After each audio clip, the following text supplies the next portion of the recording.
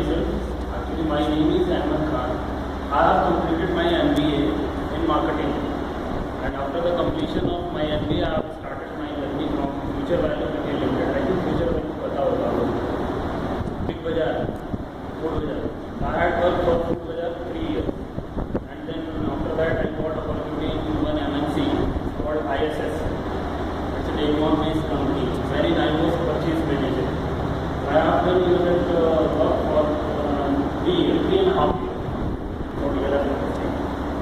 Then if you will count my total experience, that would be not, that would be I think more than 7 years in marketing. Then just I came to know that you are going to start some new projects which will be fruitful.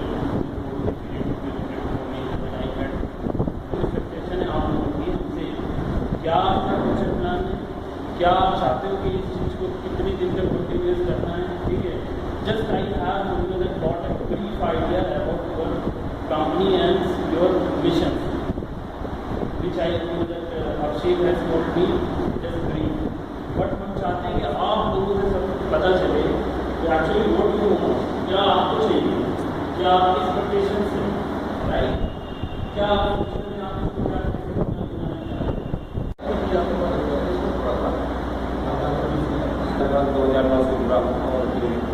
बाड़ी project जो है जखौरा और control कर रहे हैं. जखौरा में हमारा 2011 से 12-13 से शुरू हुआ और अभी 2009 से बड़े उसका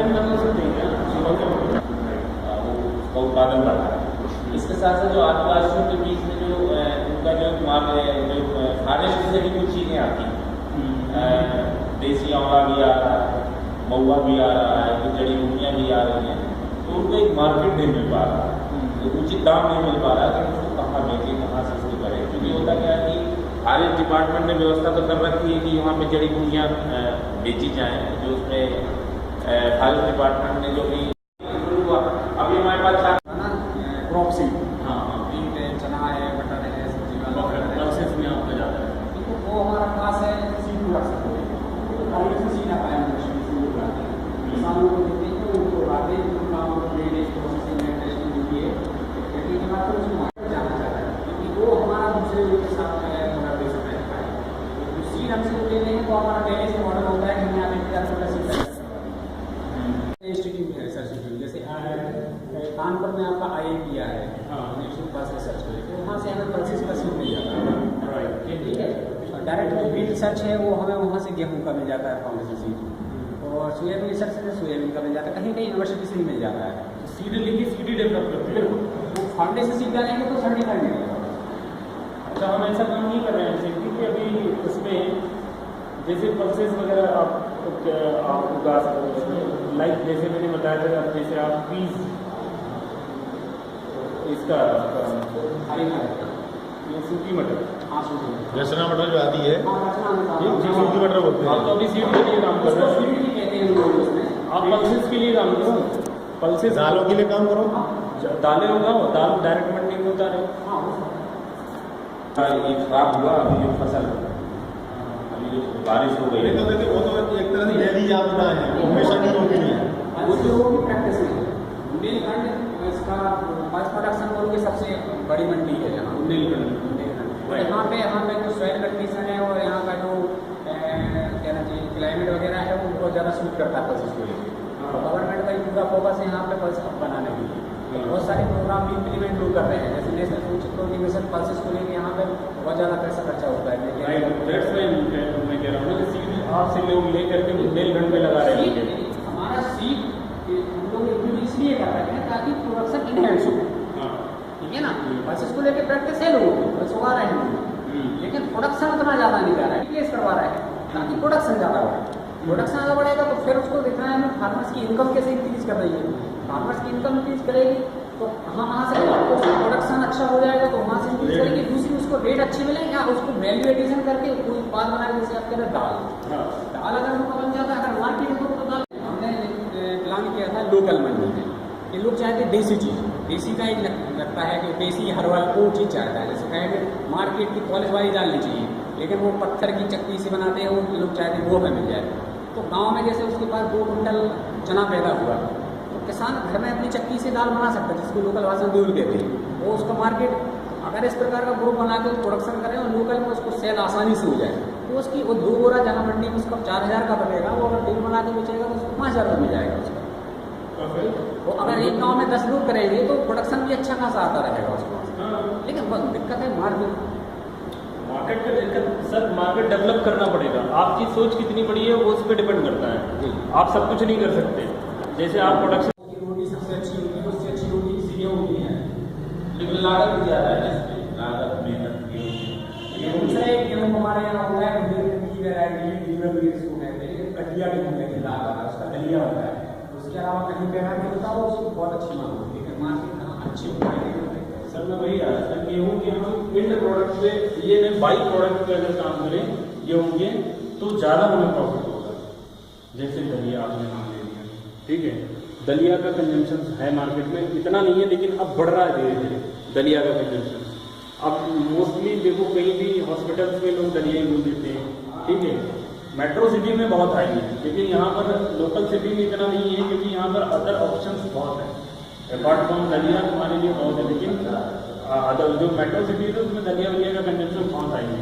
तो हम चाहते हैं कि गेहूँ के दलिया के बाई प्रोडक्ट के हम काम करें, इससे बहुत ज़्यादा हमारे प्रोसेस में काम होगा। सेकेंडली अगर हम कर पाए आटे की भी। सर मैं निवेदन करूँगा आपसे कि गेहूँ जो है ना, तो कठिया गेहूँ की जो बात करें ना, तो कठिया गेहूँ का उत्पादन तो बुंदेलखंड में है, लेकिन जो उत्पादन हो रहा है ना तो उसमें ये इस गेहूँ से कम होता है। अच्छा। और पैसा भी नहीं मिलता। तो जो हमारा किसान जो पहले बुंदेलखंड में यही उत्पादन होता है, ये तो बहुत बाद के आया है, 10-20 साल के बाद आया है सब जो वैरायटी आ गई गेहूँ में, 20 साल पहले दलिया लेकिन इससे अच्छा गेहूँ होता है। और दलिया जो आपकी मेन वेजिटेबल पकती है बल्क की कंजम्पशन से मार्केट में मैंने वही बताया। एक्चुअली सर इनका इन लोगों का यही था कि सर आप क्या बेच सकते हो, तो मेरा भी क्वेश्चन था सर आप क्या उगा सकते हो। तो ये सब बातें निकल के आई जो अभी अभिषेक ने बताई यहाँ पर पूरी, तो ये पूरी हमने बात इनकी सारी ये लिस्ट ले ली। तो इस पर मैंने एक्सप्लेन किया कि इसके प्रोडक्ट्स ओपन मार्केट में क्या इसकी अपॉर्चुनिटीज़ में और इसके क्या बाई प्रोडक्ट्स देख सकते हैं। लाइक ये आपका मटर आपका ग्रीन मटर से स्टार्ट होता है, आपका ओपन मार्केट में भी मिलता है, ठीक है। और आपका अगर उसके आप सीड निकाल लो और इसको प्रिजर्व कर दिया जाए आपके इधर पर्टिकुलर मेन मार्केट में, I we seen I think Safal matar and others brand, they are doing well and they have lots of consumption in open market. तो वो हमने बताया, उसके लिए अब बाई प्रोडक्ट्स के लिए भी बहुत है कंजम्पशन, बट उसमें इन्वेस्टमेंट है बाई प्रोडक्ट्स में, बट वो कंटिन्यूअस काम है। जैसे हम लोगों से बात करके मुझे एक चीज़ें समझ आई कि ये लोग ये चाहते हैं कि हम कंटिन्यूअस मतलब को प्रॉफिट दे रहे हैं जो उससे जुड़े हुए हैं। राइट, तो देखिए हम ये जानना चाहेंगे, जैसे आपने इंटरेक्शन किया, काफी लंबा इंटरेक्शन हुआ होगा, तो आपको जो लोग जो जुड़े हुए हैं हमारे साथ, उसकी तरफ से आपको क्लैरिटी लगी कि नहीं लगी, इनके दिमाग में क्या है, ये क्या करना चाह रहे हैं, वो क्लैरिटी आपको लगी? सर मुझे otherwise we'll have to start from the scratch. There's nothing, just I got that conclusion. Actually, that's why just I want to explain you कि what they want and what actually I got from all these guys. तो इनका यही लगा कि मुझे sir ऐसा कुछ चाहिए कि प्रोडक्ट शुड बी कंटिन्यू और जो हमारा रहे उनको प्रॉफिट जो मिलता है थ्रू आउट द ईयर मिलता रहे। अब थ्रू आउट द ईयर के लिए जैसे है इसके अंदर, तो आप अगर जैसे लाइक कोई भी प्रोडक्ट आप टमाटर ले लो, अगर आप ओपन मार्केट में बेचोगे तो टमाटर की 1-2 महीने की फसल लेकर के बेचोगे, then what you will do rest for the sake of 10 months. तो you should go for that byproduct, ठीक है, या तो आप उसके कुछ और सब्स्टिट्यूट ले लो। तो हमने क्या सोचा कि ठीक है फ्यूचर में अगर हमारे पास अगर ऐसा कुछ होता है तो we should start for ketchup and sauces. It's a huge consumption in open market, I think you have seen. देखिए हमारा जो इशू है यहाँ पे actually we have two kind of projects right, one is gardening, right, that is later over 4-5 gardening. So in Wadi we are doing Amla and Guava. Right, okay. Our producing Amla and Guava, which come in the winter season. Right. In this project, some portion is grant based and the rest of the portion is loan based. So we have already thought of that body project will have to process it. Otherwise, there is no issue of value addition. Right. How can we maximize our benefit for our ultimate beneficiary, which is Sahil Raja here? So, out of that loan component, we want to establish some units where we'll try to value add into our product and market them throughout the year. That is the basic concept. Okay. Our purpose to invite you here was actually to match the demand and supply at some point. Like you have something in your mind and we have something in our mind. So, just after the discussion, we will try to achieve where we can match our dividend. Like as you are saying, okay, we will have to value add. So we will have to do some value addition in our product. Then only we will be able to market our product throughout the year.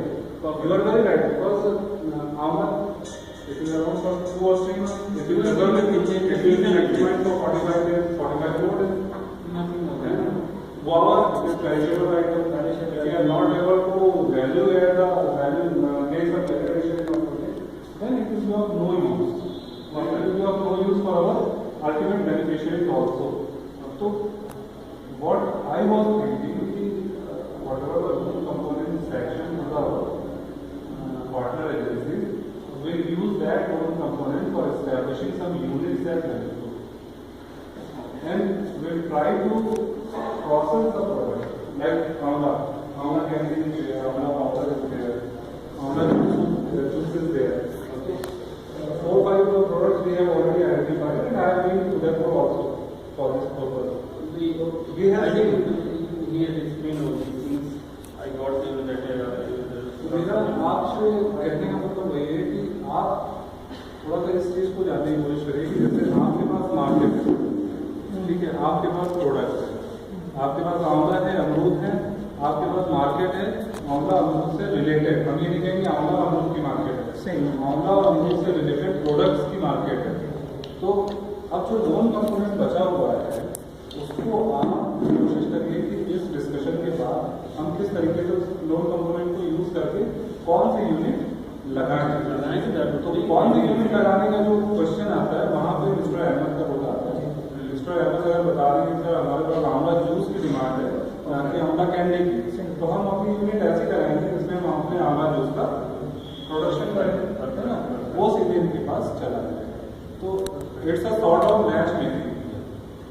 Like जब लड़का और लड़की को एक match making की जाती है ना, तो मैट्रिमोनियल सेंटर जो खुले रहते हैं, हमारा लड़का ऐसा है, हमारी लड़की ऐसी है, तो अब किसी को शादी मतलब सर्विस वाली चाहिए, तो हम बाकी को रिजेक्ट करके सर्विस वाली में से छांटना शुरू करते हैं। फिर हमारा मतलब सेंट्रल गवर्नमेंट की जॉब है, तो हम स्टेट वाली को रिजेक्ट कर देते हैं, फिर हमारी लिस्ट और शॉर्टेज हो गई। तो इस तरीके से we try to achieve match making, perfect match making. वही चीज़ यहाँ पे है, एक यहाँ लड़का जो है वो डिमांड है, लड़की जो है वो सप्लाई है। आप कैसे डिमांड और सप्लाई को मैच मेकिंग करते हैं?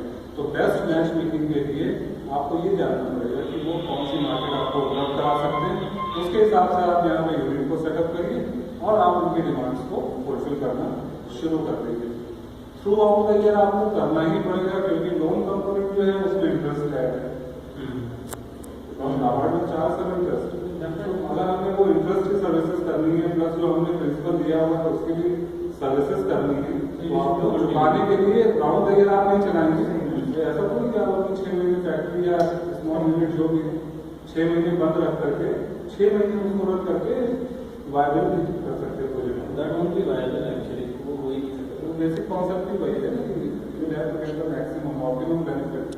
That's why just I was telling ना कि if you want continuous profit and continuous business and you want to make that beneficiary to others, so you should do continue business actually. अगर short term business करोगे तो short term gain आएगा, long term करोगे तो long term आएगा। तो that's why यही है आपसे यही था कि मैंने उन लोगों की बात सुनी। तो जैसे अभी ये सीड के स्पेशलिस्ट है, इनसे बात हुई तो सीड में सीड बना के बेच दिया, ठीक है। अब उसके अगर आप 20 वो आप दाल बना के बेच सकते हो, बिहार मार्केट, ठीक है। मैंने उनको सजेस्ट किया कि इतनी दालें बन जाती हैं, it's not perishable item, if we need to hold for 10 and 15 days we can do easily, ठीक है। और फिर इसी हिसाब से मैं मार्केट को देख सकता हूँ, तो उसका अच्छा मार्केट में रेट मिल सकता है। बट प्रॉब्लम यहाँ आती है कि इन वॉट एक्सटेंट और किस क्वालिटी में we are going to do all these things, क्योंकि ये सब मैटर करता है आपके ओपन मार्केट में, रेट्स तो सारे सब कुछ मैटर करता है।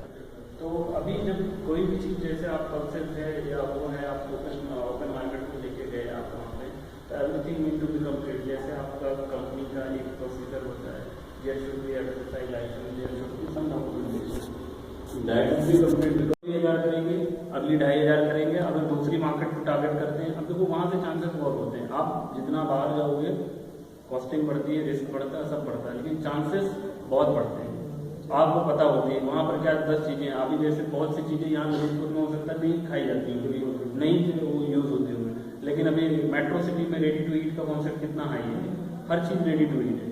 इवन तो अभी तो आपको ये द करीम वाली ने तो पूरा ही स्टार्ट कर दिया, जो सब कुछ मिल जाएगा आपको रेडी टू ईट में, बिरयानी चाहिए, ये चाहिए, वो आपका चाहिए। जो कॉन्सेप्ट था, इनका जो सिर्फ ला रहे हैं